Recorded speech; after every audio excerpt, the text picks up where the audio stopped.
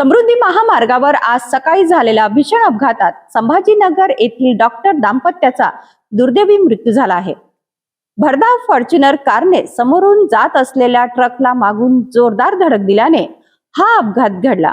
या दुर्घटनेत 2 जणांचा मृत्यू झाला असून 3 जण गंभीर जखमी झाले आहेत। बुलढाणा जिल्ह्यातील सिंदखेड राजा परिसरातून जाणाऱ्या समृद्धी महामार्गावर आज सकाळी 6 वाजताच्या सुमारास हा भीषण अपघात घडला। मुंबई कॉरिडॉरवरील चॅनल क्रमांक 326.5 जवळ भरधाव फॉर्च्युनर कारने समोरून जात असलेल्या ट्रकला मागून जोरदार धडक दिली। अपघाताची माहिती मिळताच सिंदखेड राजा पोलिसांचे पथक तात्काळ घटनास्थळी दाखल झाले।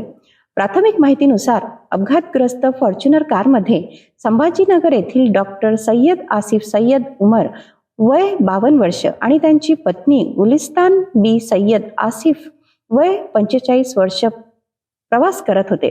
अपघात इतका भीषण होता की डॉक्टर दाम्पत्याचा घटनास्थळीच मृत्यू झाला।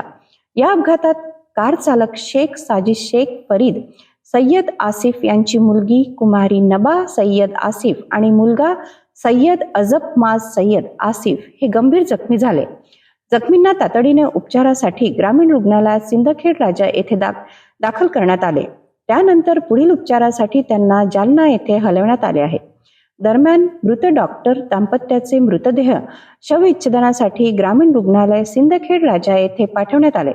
अपघातानंतर काही काळ वाहतुकीवर परिणाम झाला होता, मात्र पोलिसांनी अपघातग्रस्त वाहने बाजूला करून वाहतूक सुरळीत केली। या प्रकरणाचा पुढील तपास सिंदखेड राजा पोलीस करीत आहेत। समृद्धी महामार्गावरील आणखीन एका भीषण अपघाताने 2 कुटुंबांवर दुःखाचा डोंगर कोसळला आहे।